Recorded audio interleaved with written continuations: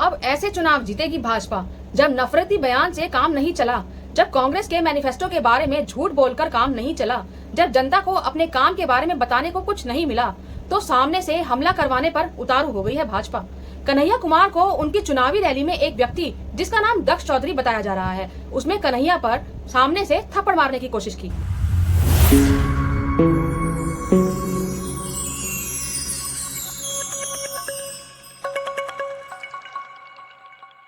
Hello and welcome दोस्तों, मैं हूं वंदना और आप देख रहे हैं लीगल चॉइस। दोस्तों 25 मई को दिल्ली में चुनाव है और कन्हैया कुमार कांग्रेस की तरफ से उत्तर पूर्वी दिल्ली लोकसभा सीट से प्रत्याशी हैं। 17 मई को कन्हैया कुमार अपनी एक चुनावी रैली कर रहे थे। वहां एक व्यक्ति कन्हैया कुमार को माला पहनाने के बहाने से आता है। आगे बढ़कर जब वो कन्हैया कुमार को माला पहनाता है तभी उनको थप्पड़ मारने की कोशिश करता है और वहाँ काली स्याही भी फेंकता है, लेकिन वहाँ कन्हैया के समर्थक उसको धर लेते हैं और उसकी पिटाई करते हैं। ये व्यक्ति कोई और नहीं बल्कि भाजपा का कोई कार्यकर्ता है, जिसको एक फोटो में मनोज तिवारी के साथ भी देखा गया है। देखिए इस तस्वीर को, जिस मंच पर मनोज तिवारी अपने भाषण दे रहे हैं, ये व्यक्ति उसी मंच पर बैठा है। और सिर्फ इतना ही नहीं, इस व्यक्ति के ऊपर कई सारे केस भी हैं। इस व्यक्ति को गाजियाबाद में एक मस्जिद में जूते पहनकर घुसने के कारण और माहौल बिगाड़ने के आरोप में अरेस्ट भी किया गया था। इस पर कई धाराएं लगी हैं। धारा 151A, 295, 295A, 323, 504 और धारा 506 लगी हैं। इन सभी धाराओं में किसी खास वर्ग के धर्म और धार्मिक विश्वासों का अपमान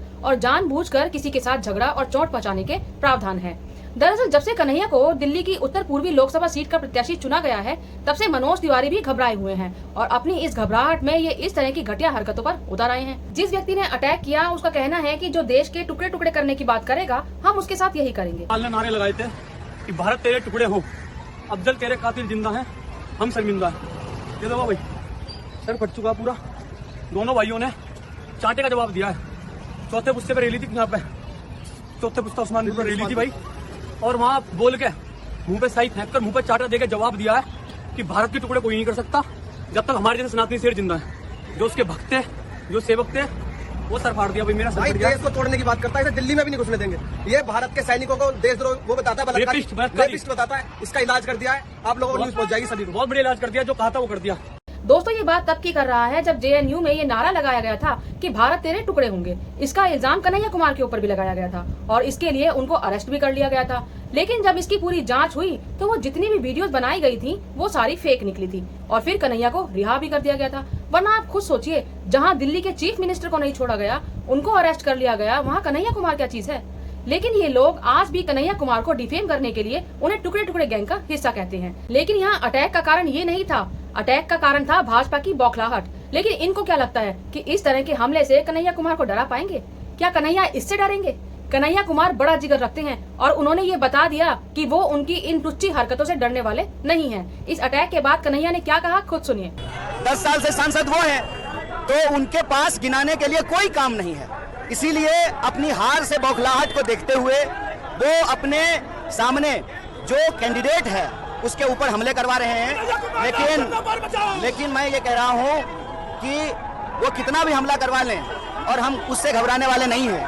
और मनोज तिवारी जी, आप तो कहते हैं कि आप बिहारी हैं, और बताइए आप बिहारी होकर के एक बिहारी के ऊपर बाहर से गुंडे बुला करके हमला करवा रहे हैं। ये बड़ी शर्मनाक बात है। बड़ी संख्या में लोग आए हैं, जबरदस्त जन समर्थन दे रहे हैं, तो इस बात से जो है बीजेपी घबराई हुई है।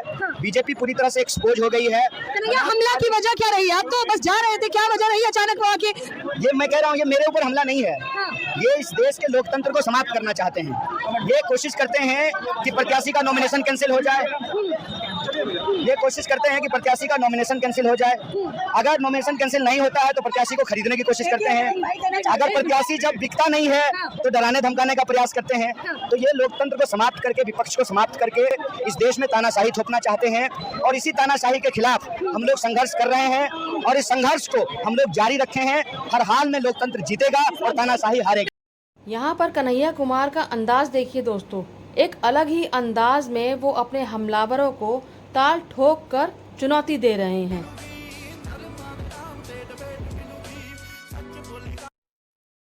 दोस्तों अभी आपको एक वीडियो और सुनाने वाली हूँ, जिसमें आप ध्यान से सुनेंगे तो आपको सुनाई देगा कि कन्हैया पिटने वाला है, कन्हैया की पिटाई होने वाली है। आप ध्यान से सुनेंगे तो आपको सुनाई देगा। ये वीडियो उस हमले से सिर्फ कुछ ही देर पहले की है।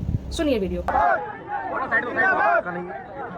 कन्हैया अब पीटने वाला है, कन्हैया अब पीटेगा। पता नहीं बार कॉल कर रहा है।